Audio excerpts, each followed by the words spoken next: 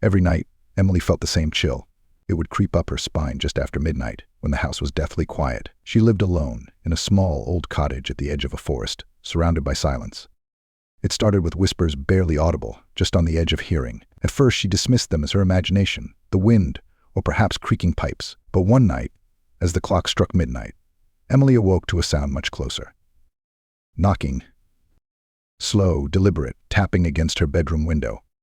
Heart racing, she sat up in bed, staring at the window across the room. The curtains were drawn, but she could see the outline of a figure standing just outside. She told herself it couldn't be real. No one ever came this far into the woods, especially at this hour.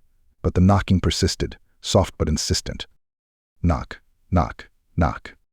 Summoning all her courage, Emily crept toward the window. Her hands shook as she reached for the curtains, her pulse pounding in her ears. With one swift motion, she pulled them back.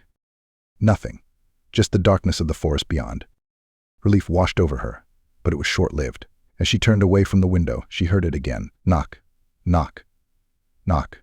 This time it wasn't coming from outside. It was coming from inside the house. Her breath caught in her throat.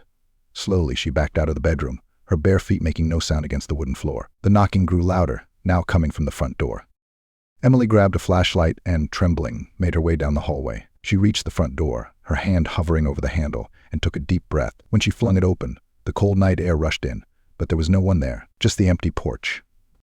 She shut the door quickly and locked it, turning around only to hear the knocking again, this time directly behind her. Her blood turned to ice as she felt a breath on the back of her neck. Slowly, she turned around. Standing there, inches from her face, was a shadowy figure. Its eyes glowed faintly in the dark, and a wide, unnatural grin spread across its face. "You heard me knocking, didn't you?" it whispered, its voice like nails on glass. Before Emily could scream, the lights flickered and went out. The knocking stopped, replaced by a suffocating silence. The next morning, when Emily's neighbor came by to check on her, the house was empty. The only sign she'd ever been there was a faint trail of muddy footprints, leading from her bed to the front door. And outside the window, a single handprint on the glass.